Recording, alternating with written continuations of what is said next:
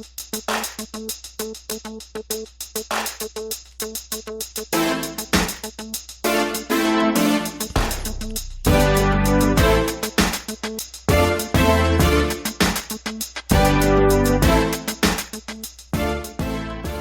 and welcome to the Black Entrepreneur Blueprint Show. I am your host, Jay Jones. Black Entrepreneur Blueprint was created specifically to educate and inspire Black entrepreneurs to launch, build, and grow successful businesses. Join us as we help build an economic power base in the Black community by promoting business ownership.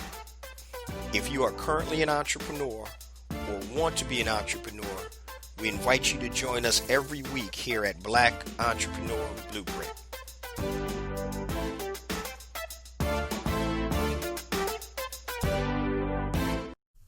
Welcome to the Black Entrepreneur Blueprint, episode number 309.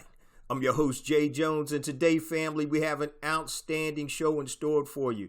Today's show topic is how to buy franchises to create generational wealth. And we're going to be joined by a mother and daughter team of Miss Toya Evans, Lauren Williamson, and Chanel Grant of TLC Hospitality and Healthy Living Ventures. Now, today's show is amazing, guys, because I get a lot of people to ask me about buying franchises. So you definitely want to tune in today. So as of right now, TLC Hospitality owns 3 Tropical Smoothie Cafe franchises, 1 Hand and Stone massage and facial franchise, and they are in the process of building a Choice Hotel in Goldsboro, North Carolina, that's going to be a sleep-in and a mainstay suites. So they've taken it from the standard retail franchises, now stepping up to the hotel franchise business. So please stay tuned for this amazing interview with TLC Hospitality, Toya Evans, Lauren Williamson, and Chanel Grant. Now, before we jump in today's episode, I just want to share a few things with the BEB family. First and foremost, I want to welcome all first-time listeners to Black Entrepreneur Blueprint. Welcome to the BEB family, and please stick around until the end of today's broadcast, and I'm going to share all my social media information and my resource links, such as the link to my new book, A New Black Wall Street, also 2 platforms that I use to circulate dollars in the Black community, BeSmartByBlack.com and HireBlackFreelancers.com, and I'll give you all that information at the end of today's show. Let's get ready for the interview. BEB family, I am live with Miss Lauren Williamson, Chanel Grant, and Mom Toya Evans from TLC Hospitality. How are you ladies doing this morning? We are doing great. Thanks for having us. You know what? This is funny. This is the first time I've had this many people on one of our actual YouTube videos. So bear with me because I know it's going to be a good one. So now, for all of my Black Entrepreneur Blueprint family members who aren't familiar with TLC Hospitality, which is your company, can you just give us a little background on each of you, and then we'll go into your entrepreneurial story. So I want to start with Mom first. Toya, if you can. Hi, good morning. Good morning. Morning. So my background is primarily in the technology world. I spent over 25 years working for companies like Microsoft, America Online, General Electric, in product management, strategy development, and just transitioning to do something different. All right. Appreciate that. Now, I don't know who's older between the young ladies, Chanel and Lauren. Who's the oldest? There we go. I like that spirit right there. Younger. I am older. I will go next. I'm Lauren Williamson. I have spent the last 14 years in the tech world doing global sales strategy for a large technology firm, as well as sales, marketing. Got my degree from Old Dominion University in marketing, and then went on to start this journey into technology. I will say Toya was being very humble when she spoke about just being in because she is definitely a serial small business owner. So growing up, Chanel and I spent so many hours working in the businesses that her and my dad had. So whether that be from custom closets, which she was able to grow from, start all the way up to like $1 million business, to a janitorial business. So not only do we have corporate experience, but I would definitely say I grew up, owning small businesses as well. Oh, that's amazing. And she likes to tell the child labor law story. So. The child labor laws, yes. Hey, look, we won't put those on film, so we'll talk about that after the fact. All right. Ms. Chanel, you're up next. Yes, my name is Chanel Grant, and I have been in pharmaceutical sales and marketing for the last 9 years.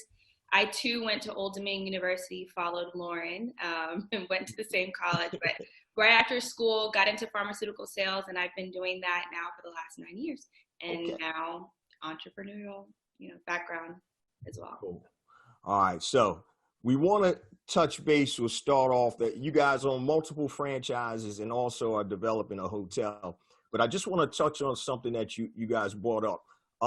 Lauren, you had mentioned that your parents were entrepreneurs when you guys were little. So Toya, can you speak to what made you go out? So, well, let me rephrase this. So were you still in corporate and continued to be an entrepreneur on the side when you started, Toya? Yes, in the beginning, their dad and I, we started a computer service business. That was the first thing that we did, and really taking advantage of, that ages me a bit, the novelty. Don't feel bad. Most people weren't getting computers, and then when they were, they didn't know how to set them up. They didn't know how to load the applications, et cetera. And their dad is also in technology, so we started that business first. And then we just evolved because I listened to your podcast about the 8 things that you should learn from COVID, and one of them was, you need to have multiple revenue streams. And so that's always been a thing of ours. And even though we were working and we had, very high paying jobs in technology, we always wanted to have something that, if something came up, or as we like to say, they didn't like the color of our shirt that day, or we were rising, that, we were not going to, have a fit if we were no longer associated with those great companies that we said. So we always had something going on. And one story they didn't tell is we started them on their entrepreneurial journey because they actually planned out from art design and looking for products to add. They were going to do a kids cosmetic thing called Cool Kids. And so they worked with the artists, and they were probably in maybe 5th or 6th grade in kindergarten, and they had their art designer working with them on their logo. We had sourced, because we were already in the chemical business, for shampoos and conditioners and things of that nature for them. So it's just been a while. We wanted to always show them that while you might be working for someone, that didn't define you, that you could go out and do your own thing too. Exactly. That's beautiful. One of the things that I want the BEB family to take note of. So when you look at Toya, Lauren, and Chanel, this is something that's generational in terms of entrepreneurship. And I speak about this all the time. I was interviewed on a podcast, and they asked me about my children, teaching children entrepreneurship. So I have a similar story. When my girls were 10 and 7, they're 24 and 21 now. When they were 10 and 7, you know how Uggs were real popular back in the day, and it's like, oh man, every Christmas, Dad, we need a new pair of Uggs. And it just got to the point where I think they probably had about 6 or 7 pairs apiece. And so I told my wife, I said, this is getting a little crazy here. And I said, the girls need to start understanding that, things just don't grow on trees. We're okay. Everything is good. But I said, you need to start learning how to understand to make your own money. So I called up a minor league baseball team that's right outside of Philadelphia. They're in Delaware. It's called the Blue Rocks. And so it's about 30 minutes south of Philly. And I asked them, I said, do you have any vendor opportunities for people that wanted to start a water ice business? In New York, they call it Italian ice, but you guys are in Maryland, so like Rita's, stuff like that. Water ice. Yeah. So they were like, oh, we'd love to talk to you. So we brought the girls down there, myself and my girls. And I said, all right, come to the meeting so you can see how this works. And so we ended up signing a contract. I spent $7,000 for a cold cart, and which would stay cold during the games. And that first year, we branded it. We gave 10% of our proceeds to National Children's Cancer Society. In the first year, we did 41 home games, and I think we netted over $30,000. And so I used to let them count the money at the end of the night so they could see, like $1,000 or $2,000. I mean, it's not a lot of money, but for a 7 and 10-year-old, it's a whole lot of money. So, Yes. yeah. That's So, awesome. and the beautiful thing about that, ladies, was that we were doing so well. The DC United soccer team actually invited us to come and get another cart. So Dad had to spend another $7,000, get another cart. And now we're in DC, we're in Delaware. It was crazy. And we did it for about 3 years. But I love the fact that you included your daughters in your business, so that way they would have that exposure. So I definitely kudos.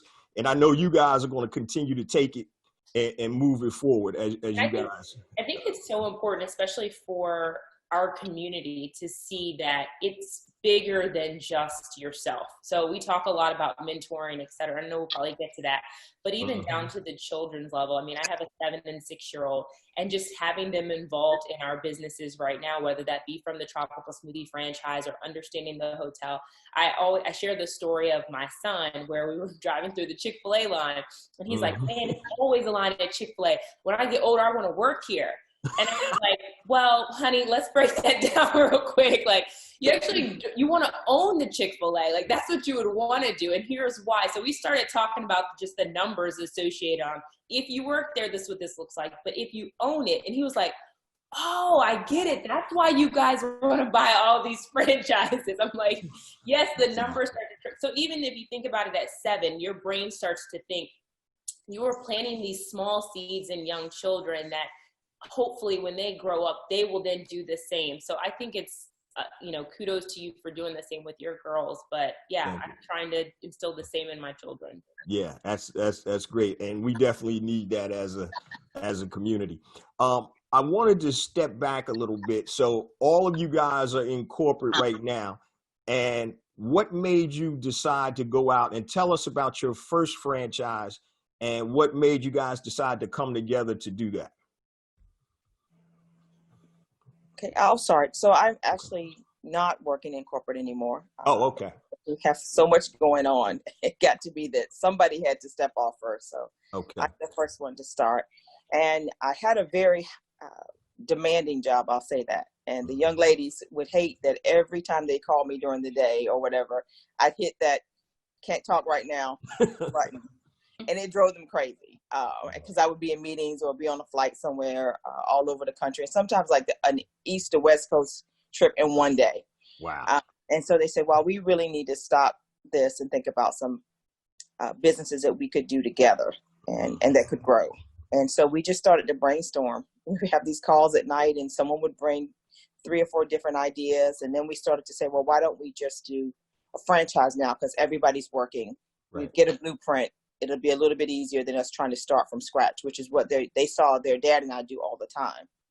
And so that's what we did. And we just started to look at things that spoke to us and said, let's do something healthy, because way back, I think Chanel must have had a vision when she was maybe in middle school. And she said, when I grow up, I'm going to have a health and wellness business. And then Lauren began to play off of that. And it was, well, yeah, we could do this with it and we could serve, healthy juices and this, et cetera. And here we are now in hospitality and food services, and who knew?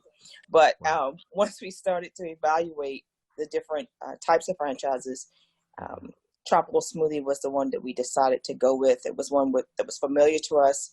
They had one at Old Dominion University, so the girls were familiar with it from school, but also we lived in the Northern Virginia area, it was there.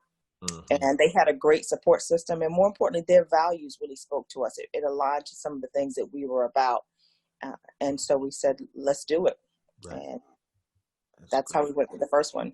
For me, it was big when we started talking about just looking at those opportunities. I really wanted to diversify my portfolio. So when I looked at just how much heavily I rely on that corporate salary, I didn't want that feeling. I feel like I wanted something where if tomorrow they decided they were doing layoffs, or tomorrow they decided that they didn't need me anymore in that position, that my world wouldn't fall apart. My children would still be able to go to the school they go to. We would still be able to afford our home. And it would be because I had diversified my portfolio, not because I was just relying on corporate. So that was one of the big things for me as we started to look at opportunities on, okay, what's going to make it so that we are not relying on our full-time jobs? That makes a lot of sense. Chanel, did you want to add anything to that? Well, I was just going to say another factor that played a role was that we had moved from Northern Virginia to Prince George's County. And we looked around in the community and we saw no healthy food options. Wow. Like there was just Popeyes and McDonald's and, different things like that. And, back in Northern Virginia where we lived before, you could find a smoothie on every corner. Right. And so we saw that as an opportunity to bring healthy food options to our community that we now live in. And it's been so well received, from the Prince George's County community. And we're the 5th tropical smoothie to open in Prince George's County. And with another brand that we're involved in, Hand and Stone, will be the first to open in Prince George's County. So we're excited about just bringing these options to the community as well. That's amazing, because we definitely need some positive food options there. So when you said Popeyes, that hit a nerve with me, right? So that whole situation with Popeyes and the chicken sandwich, for the life of me, I don't understand it. And I talked about it on one of the shows, and I was perturbed because why do you give that much shine to a chicken sandwich? I said, if you're using social media, why don't you shout out some Black-owned businesses? You know how much press that they got for free? The traction that they got, and we'll sit in the line for a freaking chicken sandwich for an hour, but you won't sit in the line to vote. And so that's a whole nother show topic, guys. I can get on a rant right now, but I felt it coming. But I agree with you, though. yeah, it's crazy. It's crazy. So your first franchise was Smoothie King. So how many Smoothie Kings do you have right now? Tropical Smoothie Cafe. I'm sorry. Yes. We'll X that out. Tropical Smoothie Cafe. I'm sorry. How many do you guys have right now? So we opened our first store in October of 2016. That was in Bowie, Maryland. Okay. We actually opened up our second store in the middle of COVID. Oh, wow. So very interesting situation, but we opened on May 9th, our second store, and we have a third store in development that will open in about the next 60 days. So a lot going on all at once. Wow. Okay. Where's your third store going to be? It's actually a non-traditional location, so not your typical brick and mortar. It's on an Air Force base, so Andrews Air Force Base. Oh, that's great. That's great. All right. Now, you also mentioned that you have Hand and Stone massage and facial. Okay. What made you guys to to venture into that type of vertical versus the food vertical that you're currently in? So there were a couple of reasons. One is that Tropical Smoothie began to sell out in Maryland quite a bit. And so that just had our wheels turning of kind of where else. When we first started, we wanted 6 tropical smoothies. That was our goal. And, locations kind of began to sell out. So we had to start thinking outside the box, like how else can we grow with this brand, which is what led us to looking at some non-traditional locations. And it looks like as if we will get to 6 in that DMV area, which is great. But that initial idea of it being sold out made us just start thinking like, well, what else do we like? What other kind of brands would make sense in our portfolio? Again, as Toya had mentioned earlier, the name of our business is Healthy Living Ventures. So every brand that we get involved with, we want it to fall under that healthy living, healthy, lifestyle idea. So we just started, again, brainstorming, went back to the drawing board, and said, what brand would make sense in our portfolio? We all love massages and spas and facials, and we have since we were little too, as my mom mentioned. So that was like, it made sense, as the next step. I think one of the things you always say, Chanel, too, is looking at recession-proof type things. And while massage isn't 100% recession-proof, it's still more of a luxury, but still trying to figure out things that couldn't be replaced by the internet. So when you look at food options, while there's Grubhub and Uber Eats now that can deliver that food for you, you still need a brick and mortar location that can deliver the food. You can't get a massage via the internet. So it's something that you would still need to be going into the facility for. So looking for options that couldn't be disrupted by technology, but almost enhanced by technology. For sure. That's we weren't planning on pandemic, so we'll have to add that to our criteria now as we evaluate businesses. You're right.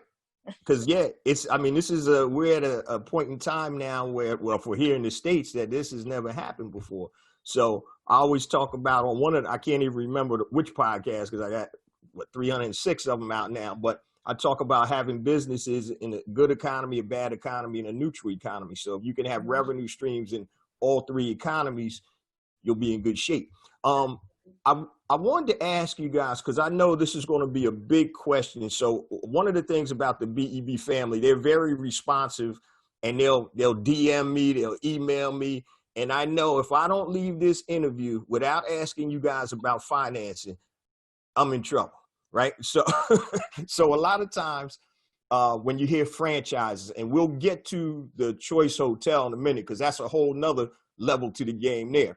Yes. How did you guys how did you guys finance your franchises? So I would like to say it was not at all the easy route. Okay. I'll let Toya speak on the franchise, on the financing portion of it. But I think the one thing I would leave all of the listeners and viewers to say is sometimes you have to go a non-traditional route to go about your dream. And not to be turned off by a no. And we talk a lot about this, and I know we'll get to the franchising course that we put together, but really a no is not always a no. And it's kind of been our model on, every time we would reach out to a lender, we would keep hearing no's. Sorry, no, we can't give you funding. And we would go back to the board after that. And even, obviously sometimes those no's can get frustrating. We'd say, okay, let's pivot then. How are we going to go about getting the financing for this? So that would be one of my takeaways for sure. But Toya, I'll let you handle that one. Yeah, so we'll talk about financing, I'll say in a traditional way and a non-traditional way. Okay. So if you want to go out and want to buy a franchise, and you work with a franchisor, more than likely, if they're one of a more established brand, they're going to have connections with banks that will do a loan for you. They already know the brand, they vetted it, they understand what the business model looks like, and they're comfortable, banking that business. So that would either be, a conventional route where you'd have to put, a certain amount of equity down, or they might say you can go in the SBA route. Right. So if you're buying a franchise, that's typically going to be, you'll fall into one of those buckets. Okay. Depending on where you are, I'll say in your life, if you have, access to a very large 401k and you're looking to leave corporate America, then there's, the new program, which is the ROBS program. Right. And a lot of people will use their own 401k to finance their business. And that would be an option. Okay. So if you're going that route, you just have to have your equity. So the question becomes, depending on if you're going conventional, you might have to have maybe up to 20% of the total cost of the budget. You might be able to do it with less if it's SBA. Right. Okay. So in our case, the reason we didn't fit into that model, because again, you have 3 corporate women making very high salaries. So you would say, oh yeah, great. Just go write a check. You're good. Right. However, I'm the high over in this equation because it wasn't the two girls, but their dad and I had a business. That was the last business that we started together that was doing incredibly well. And I signed off on a lot of loans, and he decided he didn't want to do the business anymore. And he basically walked out. Okay. And so at that time, I'm the person left holding the bag. And so because of that, one of those bags happened to be an SBA loan. And so we found out, we'd already signed the franchise agreement and everything. And they sent us to their lender, and they're like, oh, great. Yeah, this looks great. Look on paper. They've got great jobs. They've got great income. They've got the equity. This is a slam dunk. Right. And I get this phone call from the lender saying, hey, did you have an SBA loan before? And I didn't even remember. Right. And so you have a business before? And so he says, well, now you're not going to ever be able to get an SBA loan again. Wow. So think about a big balloon and you just put a pin in it. Right. And all the air comes out. And you didn't mention that the lease was signed as well, remember? Yes. We already signed the lease. We were knee deep. Oh my goodness. Right. I forgot that part. Yeah, we signed the lease, which we all guaranteed, with our personal guarantee on. Our houses were on the line. Right. And we signed the franchise agreement. And so they said, well, you're not going to be able to get an SBA loan. And so I remember I had gone out to my car to have the call, and I sat in the car, and I had about Lauren's husband now says that we don't give anybody time to have a pity party. Right. It was about a 3-minute pity party. We said, okay, we're going to have to find another way to do this. Right. And literally got on the phone, and I just started, going through, looking at county programs, city programs, state programs, anything that looked like an SBA loan, but it was really looking for minority and women-owned businesses that they would offer funding. And that's how we put it together. We had to end up putting more of our cash in than we had anticipated, because initially with the SBA loan, they said they wanted us to put 20% down. So we were only planning to put up $60,000. Gotcha. We ended up putting up, I think, 91 or 92,000, and then we were able to finance the rest. So we were able to get a micro loan from the state of Maryland, the city of Bowie, where our franchise is located. They put up money for us in Bowie, and then we also got money from Prince George's County Economic Development Council, and that's how we brought it together. That's great. And so that's why we say, no doesn't mean no. Like, I sat in that car for a minute, you kind of hit that steering wheel, like, we signed all this stuff away. Right. And it's like, okay, but we're going to still do it anyway. And I really love that podcast that I listened to that I was telling you about your 8, because I think in one of the things you say in there is that just because we're in COVID and you had dreams about being a business, don't pause now. Exactly. You got to put the pedal to the metal and keep it moving. Exactly. And that's what we said, okay, well, we're not going to get an SBA loan. All right, but we're still going to do it. And the funny thing is, tropical smoothie, once they hear, because, the franchisors, they're like, okay, we just want an easy path too. Right. Okay, we've got somebody, they have, good net worth. They have the equity in it. They know what a franchise is. Oh, they're perfect. Right. And so once they got the pause, they're like, oh, okay. Uh-oh. I know you didn't say to me you want to do 6, because you can't even do 1. Right. And they had a pause for a few moments, but they got on board. And like Chanel said, we have number 3, and they've already called us about number 4. So they see now that, we don't take no for an answer, and we move forward. So it worked out. So, financing can always be the thing that's going to scare you away, but it really shouldn't, because there's just so many other ways. We could have a whole podcast just on all the ways you can kind of bootstrap and pull something together. So if you really want to do it, I would tell anybody, just do it and keep calling and don't take no. I'd also say, just to piggyback off of that too, the hardest thing from financing is getting the first store. And I know we talk about that a lot, but getting the first store is going to be the hardest step. So if you can bootstrap it together with the county programs that Toya mentioned, or in most cases, getting an SBA loan to get it off the ground, once you can show that proven success with the first store, the next stores start to come. Now banks want to work with you. They've seen that you've proven that you can do a tropical smoothie. Right. We are now not getting the calls from lenders saying, oh no, we don't want to work with your tropical smoothie brand anymore, because they see what we've done with the first one. So really just hunkering down, I think from a financing standpoint, deciding what's in your life that you can give up and sacrifice for a small period of time so that you can get to the ultimate goal, which is owning your business. So there's less tricks maybe in that first year when you're trying to save that money. You're not going out shopping as much. You're kind of cutting back in some areas so that you can make your dream come true. That's right. I traded in my BMW for a Jeep Cherokee. That was one of the things I had to get rid of.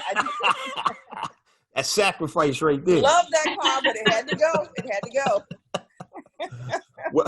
Well, one of the questions I was going to ask you ladies was to tell us about a time that you were struggling, because no business just goes from 0 to 100 without some struggle, and how you overcame it. So that actually answered that for us. And so I want the light bulb to go off to the BEB family. So anything that's worthwhile is going to take effort. And so I like what you said about alternative financing and finding a way around, through, under, whatever, to get the objective done. And I think a lot of prospective entrepreneurs have issues, or new entrepreneurs have issues when they see these roadblocks. But if it was easy, everybody would do it. So I commend you ladies on continuing to push forward, because a lot of people, they would have stopped right there. Oh man, we're done. We can't do it anymore. And it's crazy. I wanted to ask you guys too about family businesses. Toya, you had mentioned something with your husband and, about you were stuck on the leases and everything like that. What is your advice to the Black Entrepreneur Blueprint family about doing business with your family? And I'm going to ask all three of you guys, and I'll start with mine first. Well, I would say that just because you're family doesn't mean you're going to make a good business partner. Right. So that would be it. So you just can't say, oh, I'm going to do business with my brother or my sister or my husband, and you think it's going to work. Right. Because it is another relationship that you're adding on top of the family. Right. So you can't get rid of being family, but you can get rid of a business partner. Right. Definitely. So I think that it's a way to make sure that as you're going to vet that family member that's going to share your same vision, they're going to be ready to put in the grind with you, or whatever you guys agree. Maybe they're not going to put in the grind. They're just going to put up the money to help you, but they see where you're going and they want to be a part of it. And then keep it separate. Like these girls, we talk. I don't know how they have their own. We all have our own individual 5 or 10 calls a day. And then collectively, we may have 5 or 10 calls a day with each other, all on a 3-way. Right. We're texting all day, and it's not all about business. It could be, yesterday Lauren sharing, or the other day my granddaughter doing her presentation on jellyfish. She's homeschooling, and then the next minute it will be like, oh my God, we need to respond to this thing for here, or did you get this call out, or did you get this paperwork over to this person? So we kind of go back and forth, but at the end of the day, we're going to go to a happy hour or go on a trip and not talk at all about business. I hear you. Because, that makes sense.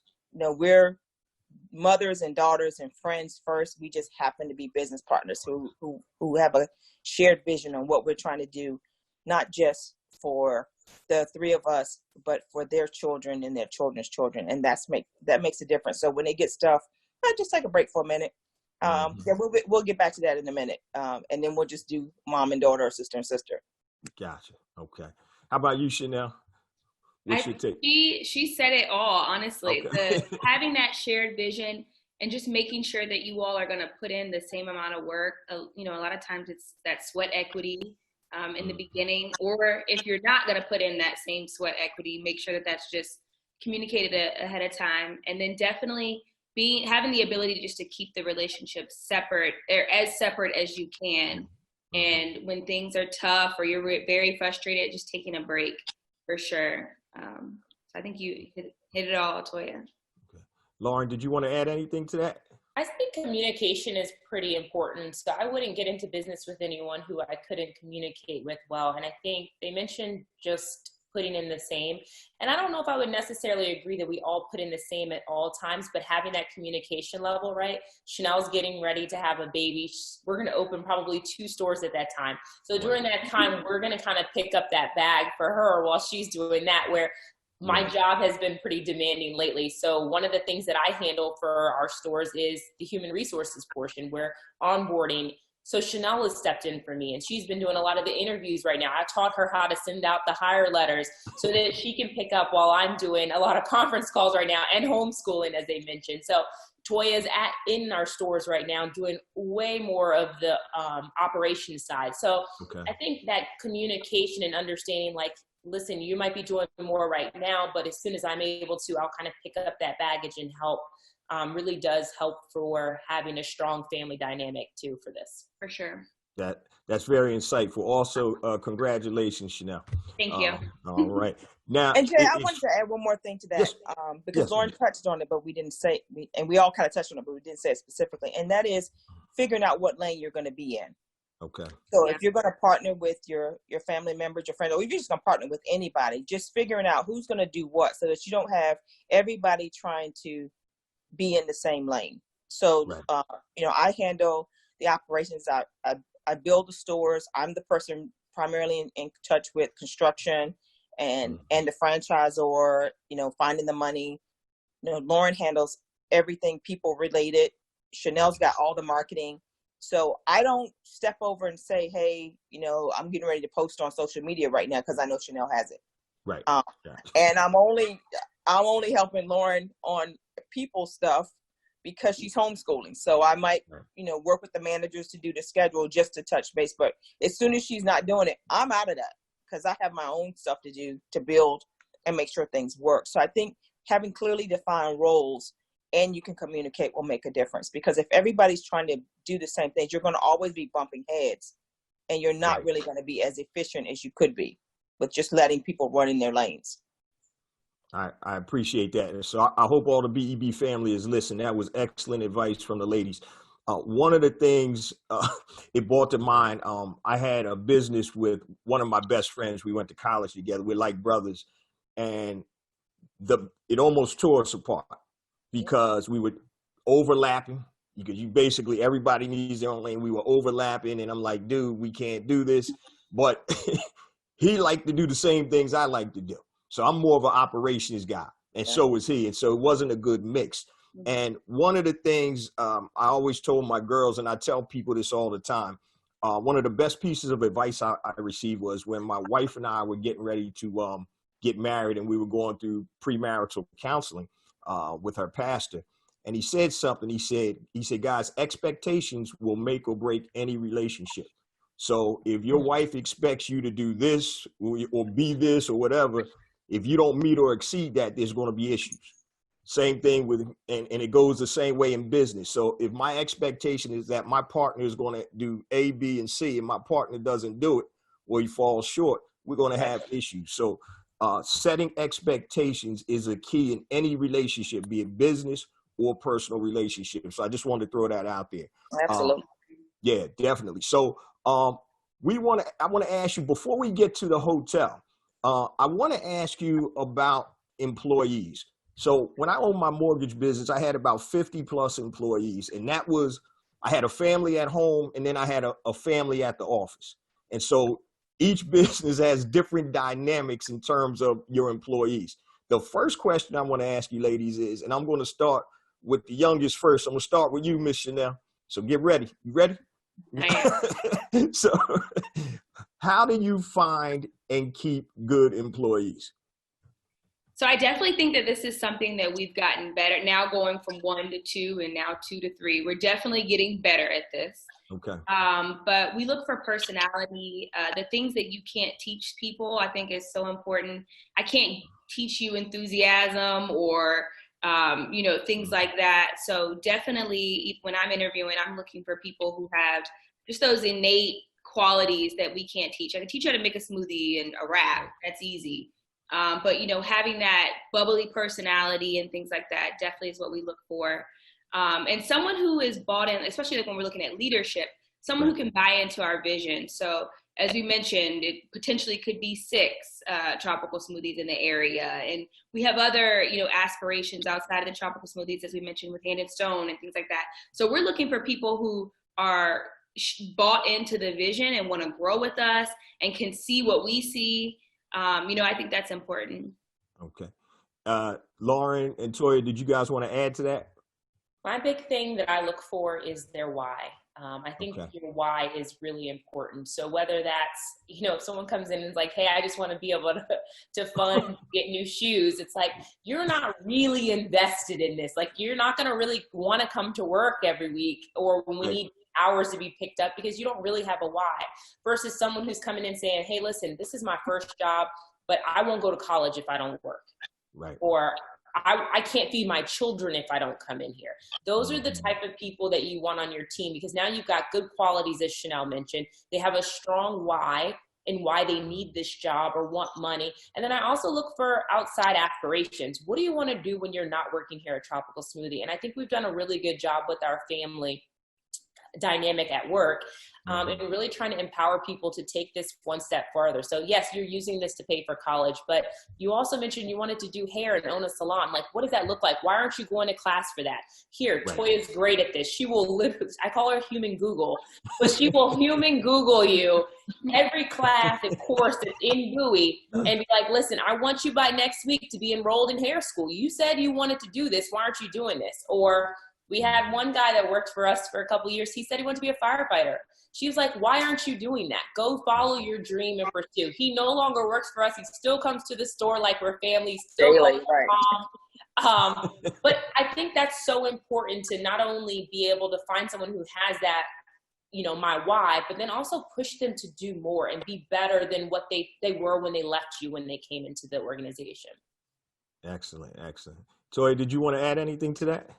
I think they captured it. I think, for this type of business, it's a little bit different where unless you are specifically looking to be in food services or hospitality, you may be a little bit more transient, and you're here just for a period of time.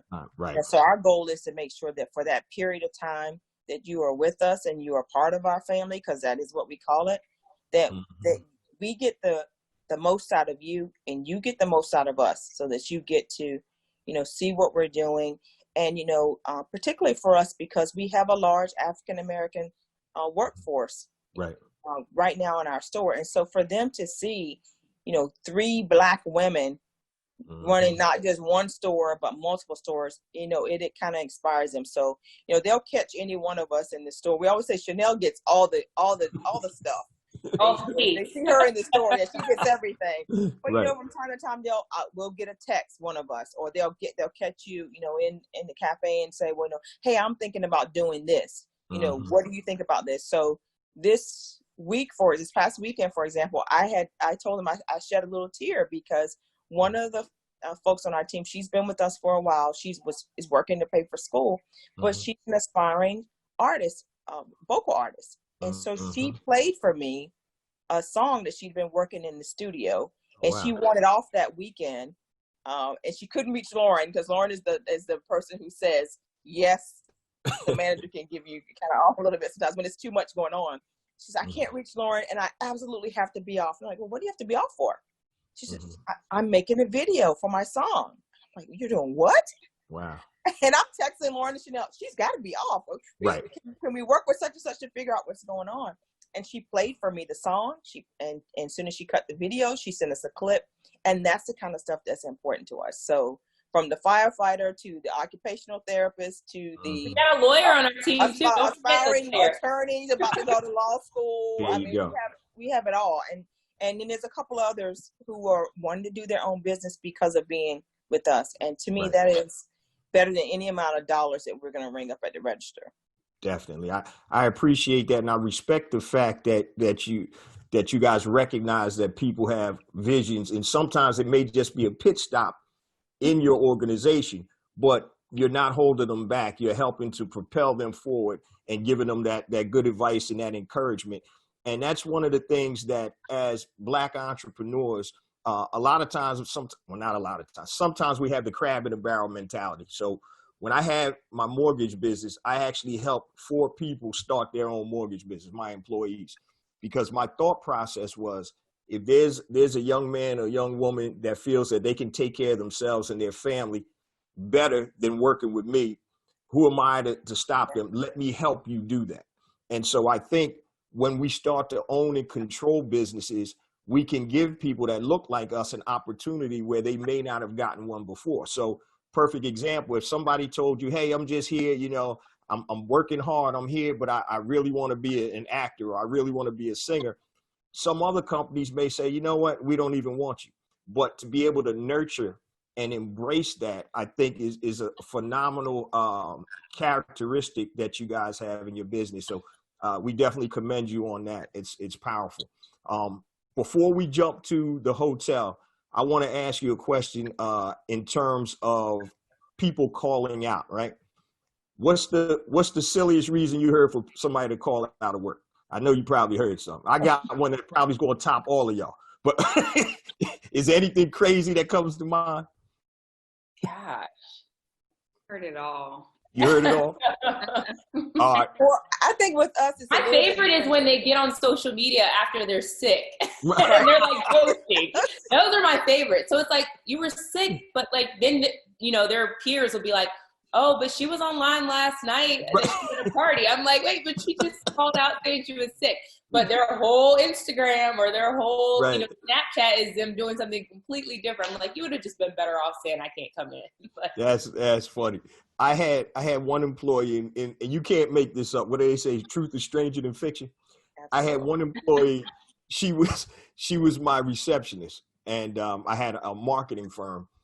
And she called me one morning. She was supposed to be in at 8:30.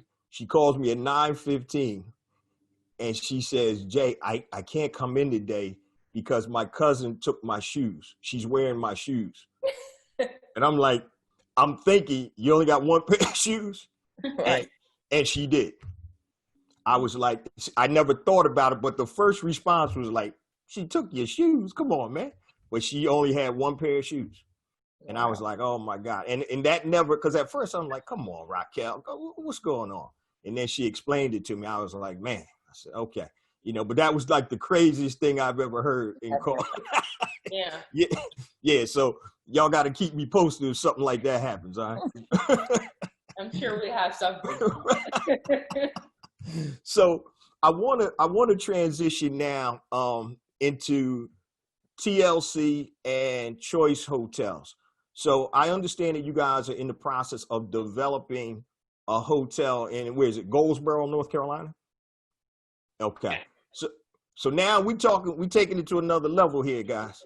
So how did this all come about, and what was the impetus to actually get into the hotel business, the lodging business? So I can start. I was actually driving one day. I think I was headed to Lauren's house in Richmond, and I saw a hotel being developed.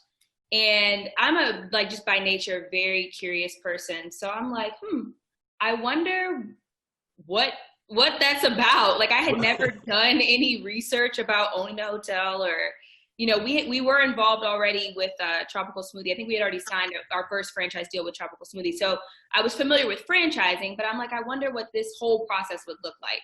And honestly, that was the start of the ball rolling. I called my mom and I'm like, hey, like, we should own a hotel. We should look into this. And she's like, okay, let's do it. And like, that's like typically her response if we call her. It's like, let's do it. And so literally, I want to say that we were sitting down with someone at Choice Hotels within 2 weeks or so. Wow. And so one of the things that we always encourage other entrepreneurs to do is start before you're ready, because when we first reached out to Choice, we absolutely were not ready. Our first Tropical Smoothie wasn't even open. I think it was 2015. But I wanted to be able to understand, what does it take to develop and own a hotel? How much money do we need down? How much is the franchise fee? What are you looking for in a franchisee? Like, how do we start to qualify to be the proper franchisee that you would choose? And, you know, all those things. And so literally sent a couple emails out to various different brands. Some brands said, haha, you're right. You know, like, come back when your money's longer and, you know, things like that. And then there were other brands who specifically said, go to Choice. Like, Choice is the best place to kind of start, you know, and things like that. So like I said, within 2 weeks, we were sitting down in someone else's Tropical Smoothie, because ours wasn't even open yet. And had probably like an hour and a half meeting with someone from Choice. And he literally laid out the entire roadmap of like how we can get from where we were in 2015 to a grand opening, which was just such powerful information. And from there, we knew exactly what we needed to do to move forward, to make this idea an actual reality. That's amazing. Question for you.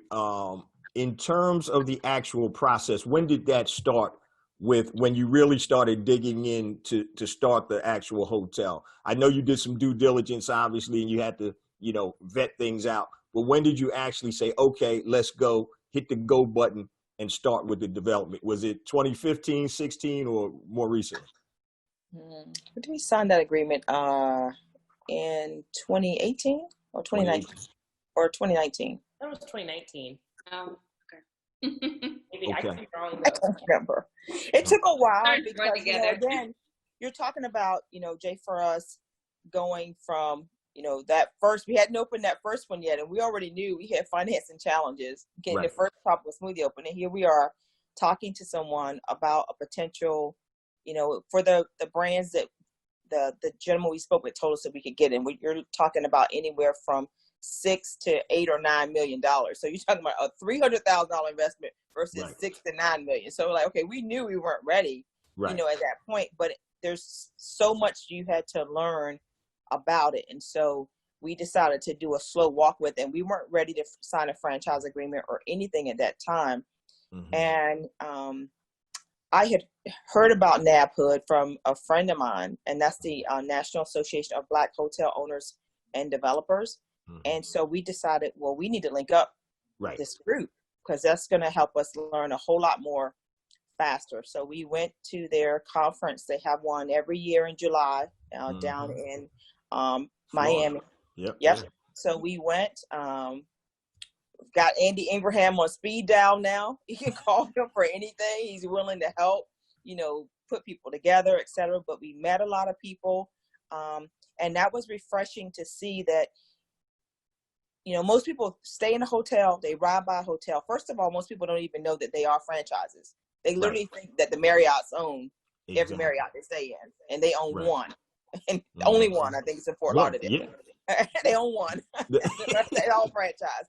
So the first, to do that piece, and then to see, even though we are clearly outnumbered in this space, Andy gave a stat that I think we make up 14% of the population, and we own less than 1% of hotels, as compared to Asian Indians, which make up about 1% of the population, and they own 77% of the hotels. So that's a big gap there.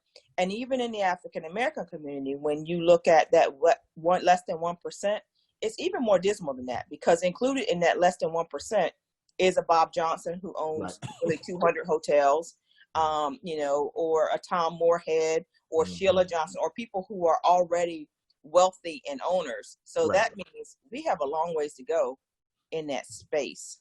And Choice really wants to change that dynamic, which is why we decided to go with them too. Not only are they saying we want to change what the face of ownership looks like, but they're putting money and incentives behind it. Oh, that's a blessing.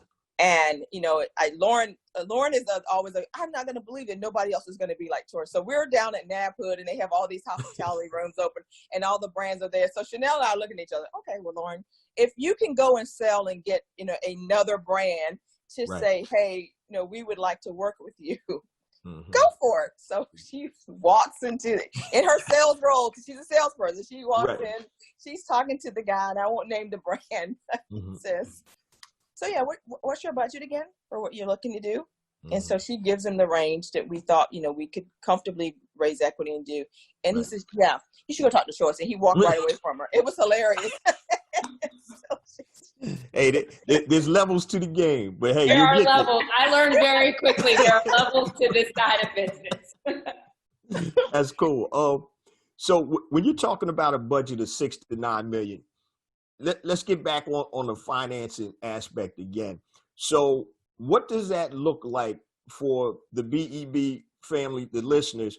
What does that look like in terms of what type of capital or equity that you have to put up front in order to complete a project of this size?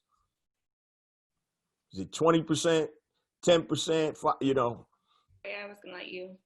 Okay, so it's going to depend on what financing you go with. Okay. And so I'll step back a little bit. The reason that is in our budget category is just for two reasons. The first is that it still falls within SBA funding. It falls within the USDA. So a lot of people don't know that the U.S. Department of Agriculture actually does business loans. And so they also finance hotels depending on where they're located. And that's a zip code kind of based lending thing. And so we chose that because we said that for our first project, it's probably a good sweet spot that we could come up with the collateral there. So you're talking about anywhere from on the low end 10% to the high end of 20%. Okay. And the second reason why we chose that is because we really wanted to stay in the economy to mid-scale market. Okay. And while some people will look and say, oh, who wants to be in that space? Because you got to think about some of the brands that are still in that space. It would be like the Motel 6s and the La Quintas and some of the other ones. But here we are in a pandemic. And I really don't think everybody's rolling out to go to the Ritz-Carlton or the JW right now. But they still have, there's construction work that's still going on. There's, workers that are more transient having to go on different projects. And where are they going to be staying? Right. at probably one of the lower end choice hotels, or some of those spaces. So that's that dollar amount for that space. It's not going to get you even a Fairfield. Right. The Fairfield is going to be in the $12 to $14 million range. Okay. So if you kind of look at that, so we wanted to stay in that space. Okay. And so now when you're talking about, a $6 million project, maybe you would need $1.2 million. And that sounds like a lot of money, but this is also not the thing where we were looking to go in alone on this. Okay. So now we're talking about building equity partners so that people can get in and be a part of the hotel ownership of that $1.2 million piece of that equity stack that we have to build up, that they would actually be able to participate in it. And so now we're talking like, groups of people or individuals that could come together collectively, and then we would be not necessarily the sole owners of it, but we would be the managing partner and the folks who bring the whole deal together. Okay. And if you look at hotel ownership, this is how other ethnicities are doing this. So they're not going in and saying, oh yeah, I'm buying a $6 million hotel by myself. They're going in with family members, friends, and they're all saying, okay, I'm going to put up 10, you put up 20. We're going to, in the words we used earlier, bootstrap this together to make this happen. And I think we have to change our mindset in the African-American community too, we can all have a piece of ownership in this. It's not one person owning this, but we are all coming together to collectively own this one hotel. And typically what will happen is they'll come together, 10, 20 families to do this one hotel. They do that one deal together. Everyone, they trade up, they sell it, they get out, and then everyone kind of goes on and does their own thing. So that's, with our first property, that's exactly what we're thinking of as well. Parlay. That's a nice word, parlay.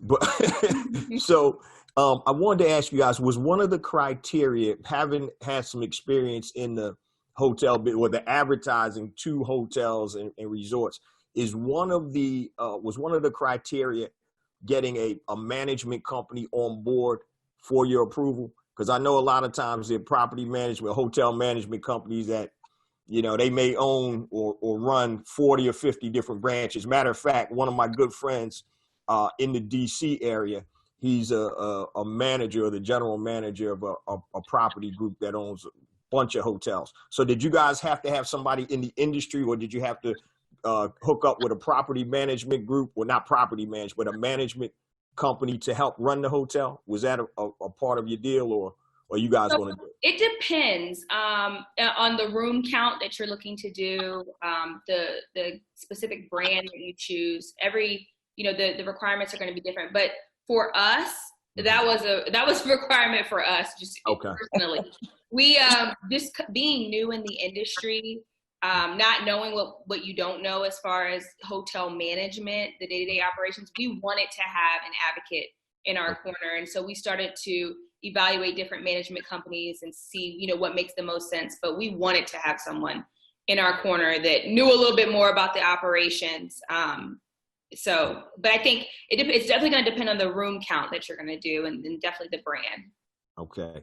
Now, what made you guys look at Goldsboro, North Carolina as your destination? Because I know you guys are, Lauren, you're in Richmond. Chanel, and Toya, you guys are around. Miami. Where are you? In Miami. Oh, you're in Miami? Oh, wow. And Toya, you're in the DMV, right? Yeah. Yes. Okay. All right. So why Goldsboro, North Carolina?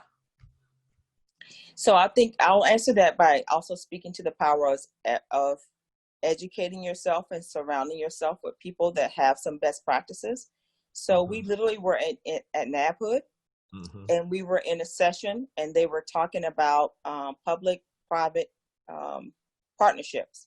And so they had, I think, the folks from Broward County and some other folks that were talking about, municipalities and the like that wanted to work to bring development to their locations, obviously, because it's going to bring a tax base, it brings jobs, et cetera. And I'm from Goldsboro, North Carolina. Oh, okay. And so I'm literally in the session, and I shoot an email out to the economic development group in Goldsboro. And I said, hey, my daughters and I, are signing a franchise for a hotel. Would love to talk to you about any incentives, land you might have available, et cetera. And got a response while we were at NABHOOD to say, hey, let's set something up.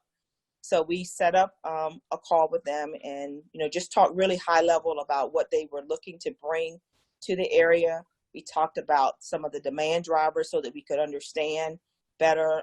Goldsboro is the home of Seymour Johnson Air Force Base, and that's a big driver. They have huge fuel jets and training that come there. So they have a lot of training that comes in there. They are right in the middle of a huge road construction project for the next, I think, 5 years. A lot of demand drivers that would mean that, you need some beds there above and beyond what they have already. And we talked to them about incentives, and we're not done yet because we haven't really finalized all the land acquisition and everything, but we've had multiple presentations with Choice joining us. They actually had someone come with us on the meeting. So we've presented in public and private to the city council because they would have to approve the deal and the incentives that we put forth on the land acquisition.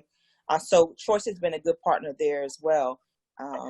And, that's how we got there, just really looking for an opportunity where, again, for the first project, when you're looking to kind of add some dollars on that equity side, if you can get the land acquired at a lower cost and that, goes over to your side as a part of equity, that's good. If you can get in this case, we're talking to the city and the county about putting up some dollars and tax incentives, et cetera, then that's good. As a matter of fact, I got an email this week from my contact at Choice who had gone with us on those meetings. And he says, hey, is there any way you could send me all the incentives that you guys have on tap right now with the city? I have 3 or 4 other deals that I've told them about what you guys are doing in Goldsboro, and they hadn't thought about that, and they want to follow your model. I didn't even tell you guys this, but this was I'm like, wow, that's great. I forgot. We had so much going on this week. I forgot to tell you that. So he wanted me to send him, everything that we had negotiated to date, because he wanted to share that with 3 other franchisees that are looking to do a deal with municipalities. So, and that all started, again, right back to Andy Ingraham in Nabhood, sitting in that meeting, and I shot the email out right then and there. Wow. And that's really what started it. Oh, that's tremendous. Was there ever a thought of buying an existing property versus developing? And if so, what was the thought process behind the development aspect? Chanel, you can take that one. Yeah, for sure.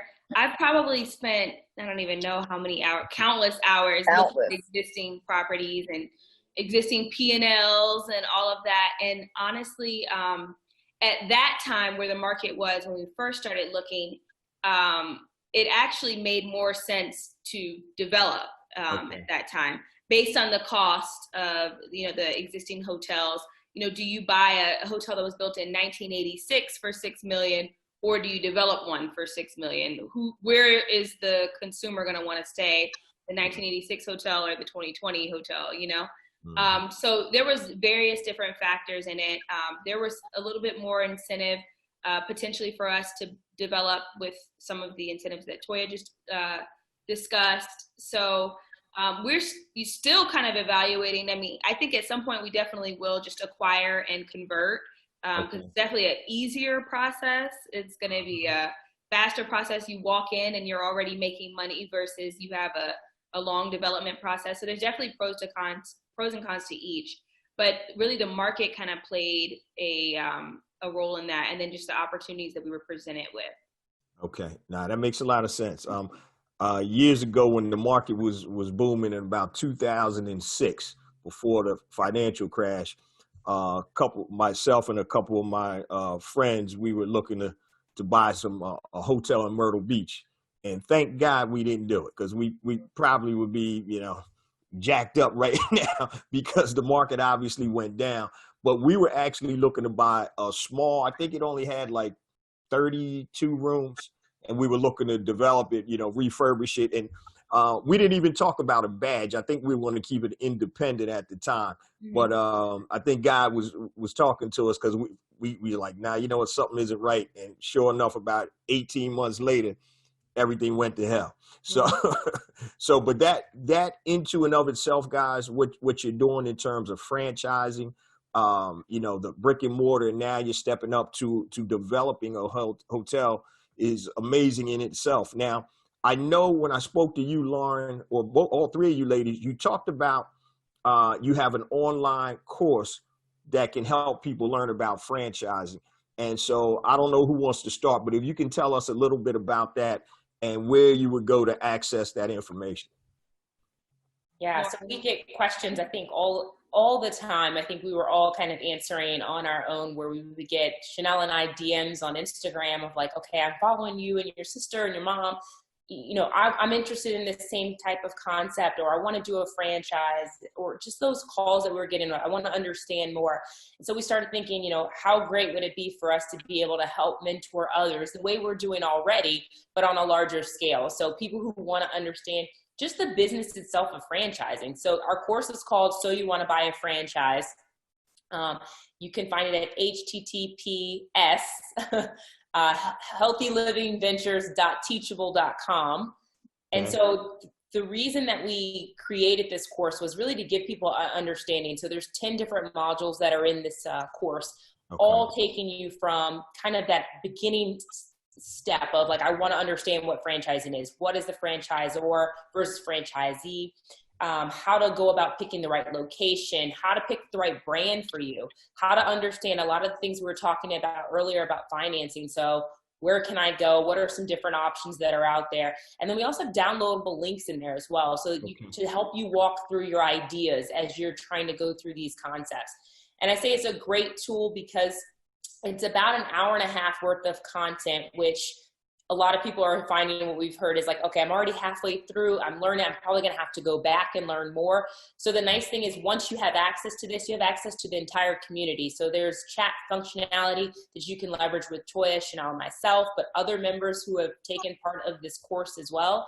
And then you can go back based off of where you are. So maybe today you're at that early idea of just trying to figure out if this is right for you.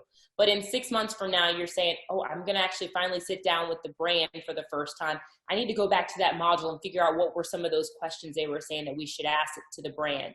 So we've taken a lot of that and we've bundled it all into this course, and we're just really excited to launch it. It's been a huge success so far, and really just looking to help others do exactly what we've been able to do and more. Great. Chanel, Toya, And additionally, we put together consulting packages because for some entrepreneurs, just the course isn't going to be enough. They want a little bit more hands-on, guidance and mentorship. So we have one package where it's idea to grand opening, where we literally are going to walk you from your day one, where you're saying, I want to own a franchise, to your ribbon cutting. And, help you find that financing and the right locations and all of those different type of things. And then there's other, entrepreneurs that are saying, hey, I just need a couple of hours of consulting. So we have different levels of packages, but, we're really excited about the idea of being able to walk some folks from that very first start where you're feeling confused and got tons of questions to your ribbon cutting. So. Oh, that's great. All right, Toya, did you want to add anything to that about the online component? No, they've covered it all. Okay. It's just a thing of, if we can do it, you can do it too. And that's really what we're trying to do, to just inspire, more people that look like us to go this route. And this is a real easy course to go through. And you're going to have questions, because the first time you do it, it's like drinking from a fire hose if you're not familiar with the franchising thing. So we're going to take you through, here's everything you need to know about it. Right. And then a lot of it may not even make sense until you're in the middle and you're like, oh my God, they just sent me this 400-page FDD. Right. What am I supposed to do with this? And you can go back to the FDD module and say, okay, this is why this is important. This is what I need to be paying attention to. Here's when I need to bring an attorney in, and it will make sense. Or when you get to your location piece and the franchisor is trying to push you in one direction or another, you can go back and we've given you all the reasons and things that all the reasons why you should be involved and not just let a franchisor pick something for you. Right. And the things that you need to be aware of, because it all comes back down to education. I think we said that in so many different things already. The more you know, the better you'll be able to negotiate with anything. The brand, the landlord. I mean, it's the key part is the education. So that's how the course came about, because we simply didn't have enough time amongst the three of us to answer all the questions, because we all get them. And then everyone says, I had that one quick question. One quick question. and it's never a quick question. Right. That's funny. But no, I appreciate it. And so I always talk to the BEB family about this. So right now, information is a commodity. So what you need to have, the components you need for a good online learning aspect is, number one, obviously the curriculum, the coaching, which you guys have different packages if you want to do consulting and coaching, and also the community. So those are the three things that any online learning component has, and you guys have that. So the BEB family, they know I preach that all the time, because you can go on YouTube and yeah, you can get stuff, but can you get the community and also the consulting or the coaching that goes along with it? So when you guys set up, I don't know if you did that on purpose, but when you set it up perfectly. So, because I have about 13 or 14 online training programs. And that's something that everybody told me, hey, we love the actual learning component, but it would be great if we had a community and we also could access you at some form, in some form or fashion. So see, this comes from years of experience. So was that something that you planned, or was just something that, hey, this is the way we're going to do it? Did you knowingly plan the actual learning component like that? Or is it this just seemed to be the best way to do it for you guys? I think it made the most sense. Like for me, I'm thinking we really wanted to put ourselves back in the shoes of like when we started, like what would we have wanted? And honestly, we said we would have wanted a course like this. So we really planned the entire course out with that in mind of like, what would we have wanted in the beginning? And questions are going to come up. Maybe like you were saying, you could be looking at this FDD module and you're like, what in the world? Like, so we wanted our students to be able to access us, to ask these questions or to communicate. And then I think the other part of it is how powerful it would be if you were also in community with other aspiring entrepreneurs. So I think it kind of naturally happened, but in a sense, we were thinking of what did we want? Right. And you mentioned the business partner portion of it and finding business partners. I think Toya had mentioned the other day too, of like, you never know who you come in contact with. So you might be on there taking a course thinking, I want to start this, but I don't have a right business partner. And you could be in contact with someone who has same shared visions as you and is looking to go in that same route. And now you have a business partner that you found through this course. So really taking the community aspect of it and putting people together so that as they're going through their grand opening or looking for a partner, you have that communication and collaboration. Right. Yeah, that's beautiful, guys. I'm not going to hold you ladies too much longer. I just have a few more questions because I know you're busy. You guys got a whole lot going on here. Where do you see yourselves in business in the next 5 years? And do you have an exit strategy at all? If you have an exit strategy? I would say never go into business without an exit strategy. That would be one of my key lessons to anyone. When any business you start, you should always know like where your exit strategy is. So for sure, every tropical smoothie, I think that we've opened, Hand and Stone, Hotel, they all have exit strategies associated with it. But I see us diversifying our portfolio even more in the next 5 years. So we talked about the hotel, getting that up and running, tropical smoothies, Hand and Stones, but what other brands fit within our portfolio for healthy living ventures and trying to add those into the concept and mix as well. Hopefully we can get Toya retired and Chanel and I can be off running it. I know she likes that answer. Yes, I love it. I'm on the beach. That's what I'm doing. That's right. How about you? What's your thoughts, Toya, on next 5 years? And so the next 5 years, it's really still build. Okay. So even though we have an exit strategy in mind, part of the exit strategy says we have a dollar target too. And in order to get to that dollar target, we've got to be able to build the brands that we have in terms of continuously, delivering great products and services and getting our revenues up and also our profits up for that. But then also looking to expand and grow and build from a volume perspective. So one of the things that we have done in our business is, I'm sure you've talked about this with your family on the different certification programs and things that are out there, because depending on your business, that can be a huge shot in the arm. Right. So you might say, and for us right now in food services, how do you even take advantage of being a minority or a woman-owned business?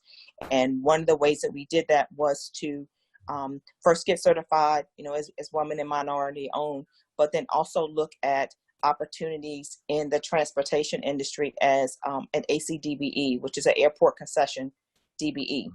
And so that is the route that we're going on. We just got our ACDBE certification in October. And the thing is that we were really ticked off because there was an RFP that came out for National Airport, and it was due, I think, the first week of September. And so we reached out to them and said, hey, we're in process. Maryland can't get us done, fast enough. Can we still submit the bid? No, you can't do it. And that was likely God saying, no, you don't want to be doing that right now. Not yet. Not right now. Yep.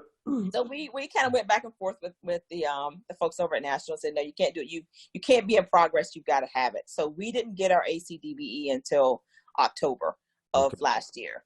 But again, once again, from the education perspective, we're already out actively participating with AMAC, which is the That's airport. What I was getting ready to ask you.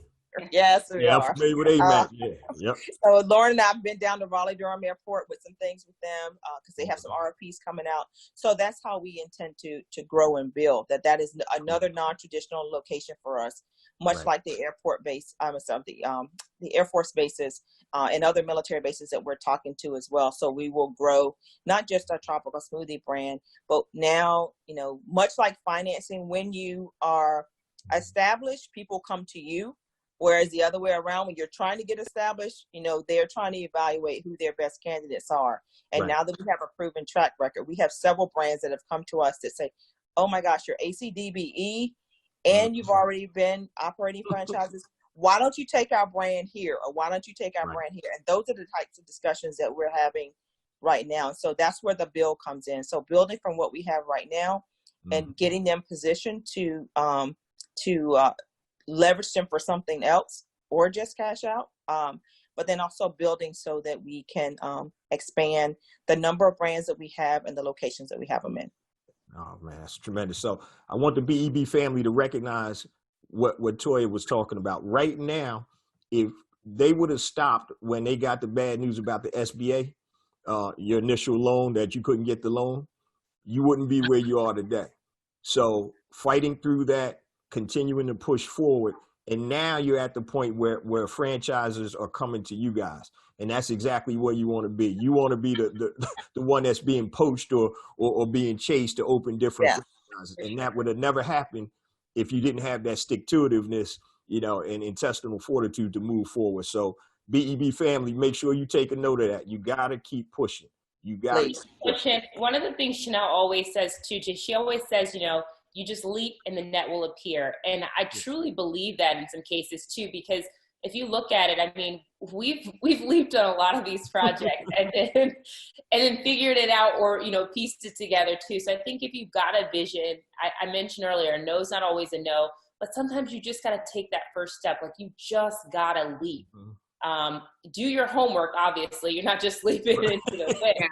Do your homework, prepare, but sometimes you're going to be scared. Sometimes that first step is not going to be, I remember that we mentioned, like we're putting our houses on the line. Exactly. That is scary, but you got to take that leap. Otherwise you're always going to be tied to that 9 to 5 because it's comfortable. Right. And business ownership sometimes is not comfortable. You got to take the first step. Yeah, you got it. Oh, I'm sorry. Go ahead, Chanel. I was going to say, Lauren had mentioned earlier too, like the hardest part is just that first one. And it just speaks to what you were just saying, Jay, like, if we would have stopped at that first one with all the hurdles and all the, the complications and things, then you wouldn't be at this place where lenders and brands are reaching out like, hey, think about us on your next project. So just fight to get that first one, do whatever it takes. Like Lauren was saying earlier, cut out stuff if you got to cut it out to, get your money together, or partner maybe with someone if that's going to help close the gap, and you guys can split later, but you got in the door, you're in the game. Got in the door. And that's the biggest thing, like do whatever it takes to just get in the game, and then those opportunities are going to come to you. Yeah. So it's funny because as an entrepreneur, sometimes you have to get comfortable being uncomfortable. And I've written an article years ago called Pacified by a Paycheck. And so it's on my blog, but it's crazy because there's so many entrepreneurs and prospective entrepreneurs that have great ideas, but they can't get past that pacification of that paycheck. And it's comfortable. It comes every week, every 2 weeks, every month, depending upon how you get paid. But once again, though, what are you giving up for that? So if you have a true vision to be an entrepreneur and to live life on your own terms, it's a trade-off. You have to, it's almost like walking a tightrope.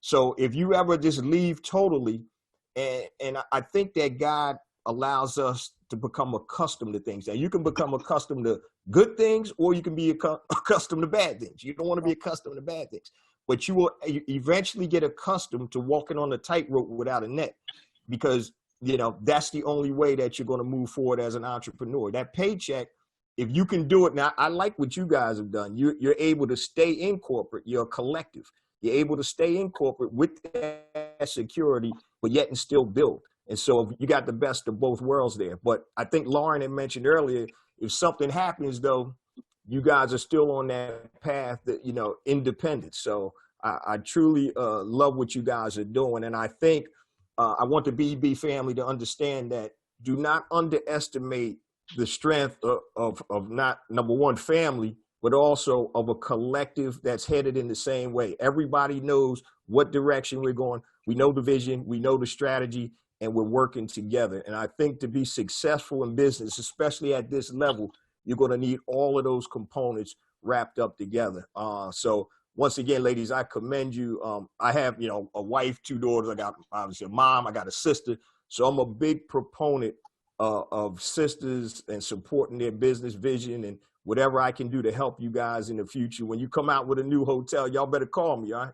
We will. Well, thank you so much, Jay, just for your platform. I think it's amazing to see what you're doing and helping others, and minorities, women, men, everyone just take that leap, and it's just inspiring. So thank you.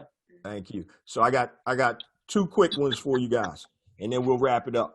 And also, before we wrap it up, if you guys can give your contact information, I'll remind you. But the first question I have for you, if you guys can, each of you give one piece of advice to prospective entrepreneurs, what would that be? And I'll start with Mom first. Toya, what would that be to prospective entrepreneurs? Best piece of advice. Don't be afraid to bet on yourself. There you go. Cool. I always say to people, when I worked in corporate America, I had wonderful jobs, great expense accounts, traveled all the time, made a lot of money, but I would always get upset on payday. Right. I hear you. Now, you would think most people would be happy on payday. Right. But I wouldn't, because I know that no matter what I did, that's all I was going to get. Right.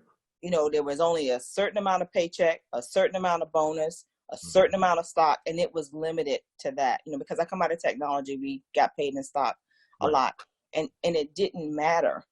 I had one business that I ran. I took the business at 24 million and turned it into 109 million in 3 years, and I got pretty much about the same paycheck.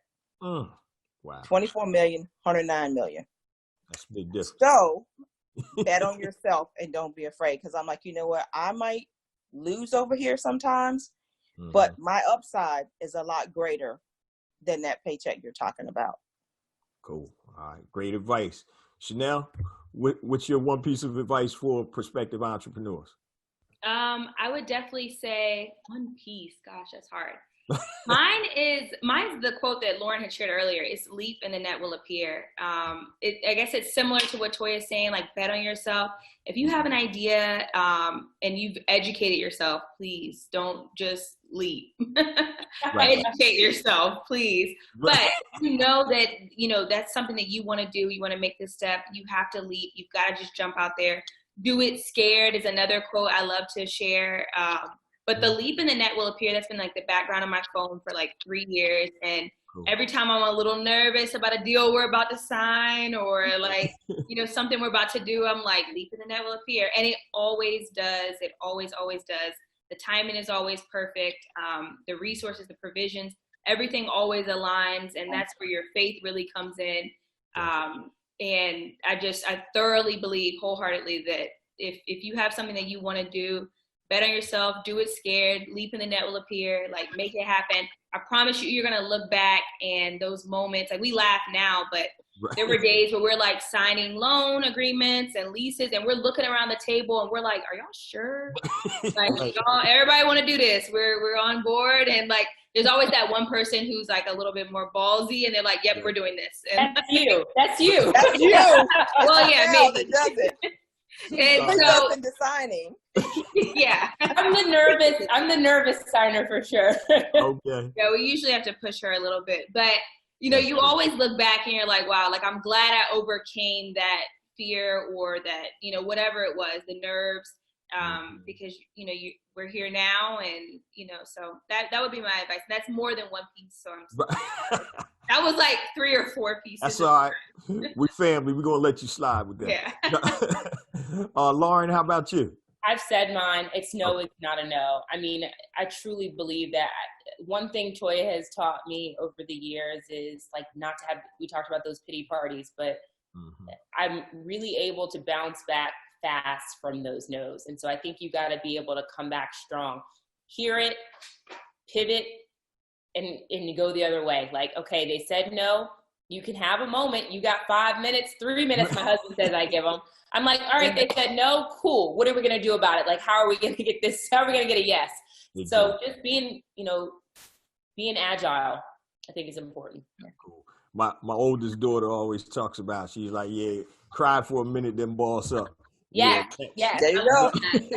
I love that one. Yeah. That's exactly what you have to do. Exactly. So the last question I'm going to ask you guys, and then I'm going to ask you guys to share all your contact information for the BEB family. I'm going to start the other way this time. Lauren, I'm going to start with you. If you had the opportunity to talk to one person, living or dead, who would it be and why? Ooh. I'd probably love to talk to Michelle Obama. She would probably be, Michelle, if you watch this, I'm open for a meeting. No, but honestly, I just commend her in so many ways. I think just from the strong leadership, I love what she's doing with the youth. Being a strong woman and supporting the Black man and uplifting him, I think is inspiring as well. So I would probably say Michelle Obama. Cool. Lauren, how about, not Lauren, Chanel, how about you? Ooh, I would want to talk to like a business guru. I would think like Warren Buffett or like, I feel like that would be a money conversation. He could share how he got to where he is. So I would love to pick his brain for sure. Cool. And Toya, yourself? I have so many, but if you're going to nail me down to one, I would say I'd do Oprah. Okay. Yeah, that's a good one. I get a lot of that. The quintessential boss who, you know, had to take some no's and just decided she was going to do it her way or no way at all. And I really, really like that about her. Yeah, those are three great choices. So Oprah comes up a lot. Warren Buffett, this is the first Warren Buffett, and when I've gotten Michelle Obama a couple of times too. So Chanel, you're standing out. You win because you came up with somebody new. Nah, hey guys, before we close out, if you want to share your contact information, how people can connect with you, also your course, your course information again, please do that with the BEB family. We have a very responsive family here, and we definitely want to support you guys in what you do in your endeavors. So if you guys can share that info, that'd be great. Absolutely. So the link again to the course is healthylivingventures.teachable.com. And it's not www, it's HTTPS. Okay. Healthylivingventures with an S.teachable.com. You can also reach us by email if you had a question or you just wanted to connect. And it's healthylivingventures@gmail.com. So that's how we would love to get in contact with you. Also on social media, Chanel, you're Chanel.Grant and Instagram. Yeah. You post a lot of inspirational things out there. Yes. Toya, yours, I don't know your Instagram handle. Is it Miss Toya Evans? Yes. Toya Evans. And I'm at Life with El Nicole. All right, cool. I appreciate that. Ladies, I think this was enlightening. once again, I want to thank you guys for sharing your busy schedule, taking time out of your busy schedule to share with the BEB family. Is there anything you guys would like to say or I forgot to bring out during the interview that you would like to share? No. Or did I hit it off? Yeah. Just thank you. Thank you. They're a great platform. Thank you so much. I appreciate you guys once again. And anytime you guys have any new developments or you just, yo, Jay, we got something we want to talk about, let me know. And we'll bring you back on the show. And like I said, we really appreciate you.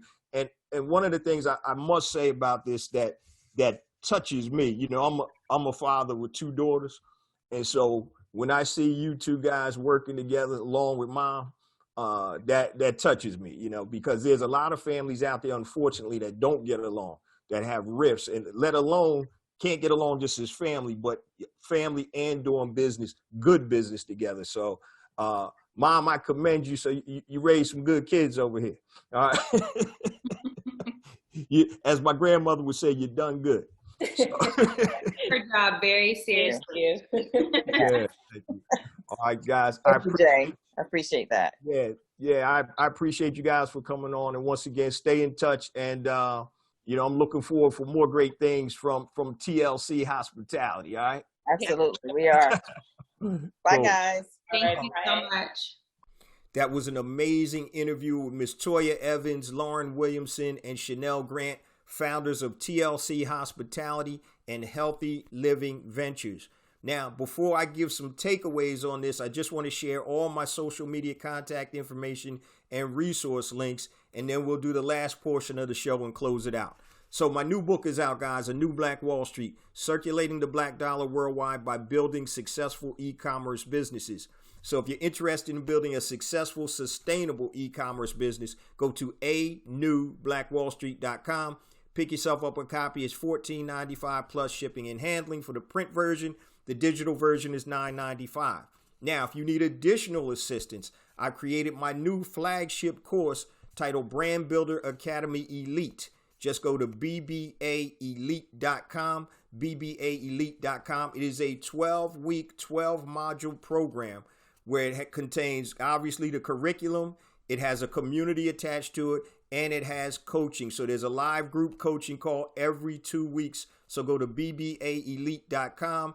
You can register for the program there. Right now, there's a coupon, takes off $100. It's only $97. So bbaelite.com and use the coupon code BBAELITE100, and you'll take $100 off of the $197 price. Also, guys, I talked at the top of the show about creating platforms to help circulate dollars in the Black community. The first one is BeSmartByBlack.com. So if you are a Black product producer that is looking to sell your products to Black consumers worldwide, upload your information. It is free to BeSmartByBlack.com. Upload your product info, and now you can connect with Black consumers worldwide that can buy your products. So I didn't forget about you freelancers also. So I created another site titled HireBlackFreelancers.com, HIRE, BlackFreelancers.com. Once again, it is free. Upload your freelance information. What do? If you do something on Fiverr and Freelancer, just upload that same type of content, and now you can connect with Black consumers and Black business owners worldwide that are looking to hire Black freelancers. So those are the 2 platforms. Now, let me give you my social media contact information. All right. If you got anything long you want to reach out to me, hit me on my email, jjones@blackentrepreneurblueprint.com. That's JAYJONES@blackentrepreneurblueprint.com. Facebook, Black Entrepreneur Blueprint. Twitter, JJones001, JAYJONES001. Instagram, JJones for real. That's JAYJONES, the number 4, REAL. YouTube, please subscribe to my YouTube channel, family, because I have additional content that comes out on YouTube that does not come out on the show. Yes, the show is on YouTube, but there is additional content. So just go to YouTube, type in Black Entrepreneur Blueprint, hit the subscribe and the like button. Also, LinkedIn, you can find me there, Jay Jones, Black Entrepreneur Blueprint. Also, if you want to be included in the BEB text line for notifications and reminders about special events, text BEB to 555-888, BEB to 555-888. Now, that was a mouthful. So here's an easy way to get all this information. Just go to bebconnect.com. bebconnect.com, like Black Entrepreneur Blueprint, bebconnect.com. That goes to a page on my website, and it will have a listing of all my social media contact information and all my resource links, so you can connect and find everything right there, bebconnect.com. All right, let's get back to the takeaways from today's show. And there were so many takeaways, guys. One of the first things that I want to say is that in terms of franchising, you see what happens when you can leverage franchising to help build generational wealth. And so there's nothing wrong with franchising. Now, some of the issues I had with some franchises are some of the franchises don't even have the name recognition that warrant the cost. If you're buying a McDonald's or a Choice Hotels, or like TLC Hospitality is doing in, Tropical Smoothie Cafe, they're well known. Also Hand and Stone Massage and Facial, they're well known. It's worth it. Franchises have the system already down. Okay, so you're buying into the system. One of the big takeaways I really want to talk about is when Toya was talking about when her SBA loan got denied because of a previous issue with a previous SBA loan, and she went in the car, and at that point, guys, she could have quit.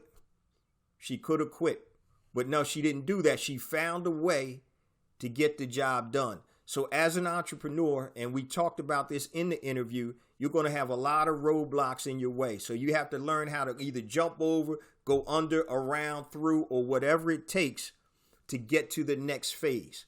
Okay. So I always talk about, when I do my coaching, critical tasks, right? So a critical task is a task that has to be done for you to get to the next step. And that critical task of getting financing had to be done before they move forward with the next steps. So you have to figure out what you're going to do and how you're going to do it to get through those critical tasks. Now, that was a situation, once again, where if the ladies weren't diligent, then we wouldn't even be talking to them right now, because they wouldn't have their franchises. Okay, so once again, family, it's going to be issues, it's going to be problems. It's nothing is going to be from 0 to 100 like that. So you have to make sure that the mindset is correct and the hunger is there. So I really wanted to bring that out. Also, I wanted to talk about what Lauren said. She said, no is not a no. And there's different type of no's. No may mean no, not now, maybe later, but no is not a no. So you have to figure out ways to get things done. So if everything was easy, guys, everybody would do it. The difference that makes somebody extraordinary is the little extra, the extra effort they put in, maybe the extra study, the extra diligence or due diligence that they put in to take it to a next level. Also, I really like what Chanel said too, leap and the net will appear.